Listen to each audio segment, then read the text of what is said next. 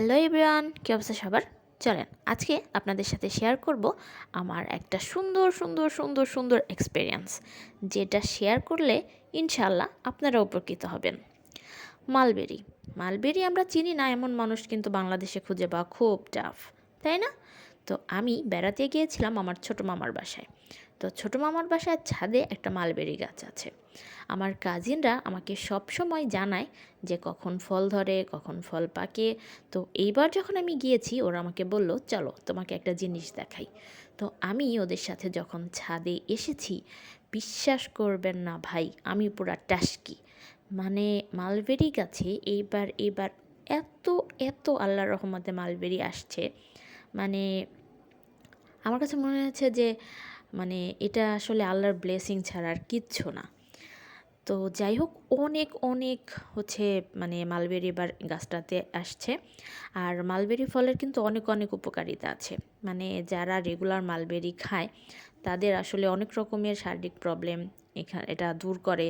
আর antioxidant আছে।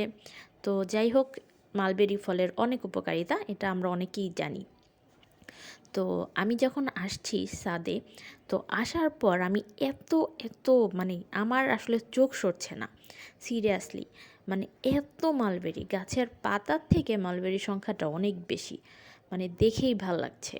তো mulberry যখন আপনি বাজারে কিনতে যাবেন, বিশ্বাস করেন এটা কিন্তু আপনি সচরাচর রিজনেবল প্রাইজের মধ্যে পাবেন না।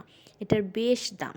মানে আমি যখন মানে বাইরে থেকে কখনো কিনি, আমাকে বেশ ভালো একটা অ্যামাউন্ট আমাকে পে করতে হয় মালবেরির জন্য। কিচ্ছু করার নাই, কারণ আমি মালবেরি খুব পছন্দ করি, সেই জন্য আমাকে বেশি টাকা দিয়ে কিনতে হয়। কিন্তু এখন আসার কথা হচ্ছে যে আমি ভেবেছিলাম হয়তো বা মালবেরি গাছ হয়তো বা মানে কি বলবো, অনেক জায়গা লাগে, এই লাগে সেই লাগে। ছাদের উপরে যে এইভাবে এত সুন্দর আল্লাহর রহমতের মালবেরি পাওয়া যায় বা যাবে, এটা আসলে আমার ধারণার বাইরে ছিল।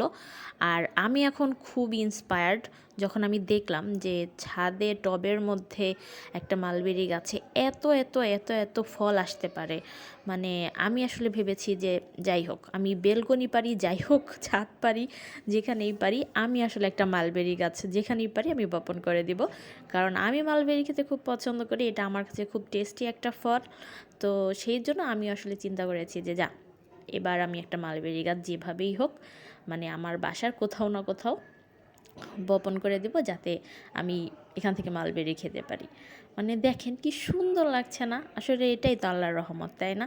ন্যাচারাল মানে মানে আল্লাহর রহমতের বাতাসে এত সুন্দরভাবে গাছের মধ্যে মানে মালবেরি দোল খাবে, এটা দেখতেই তো শান্তি লাগে, তাই না? খাওয়া তো দূরের কথা, এটা দেখতেই তো ভালো লাগে। ওকে, আজকের ভিডিও এই পর্যন্তই।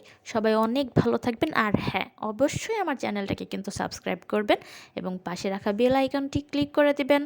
ওকে, টেক কেয়ার, বাই বাই। আর হ্যাঁ, অবশ্যই মালবেরি খাবে।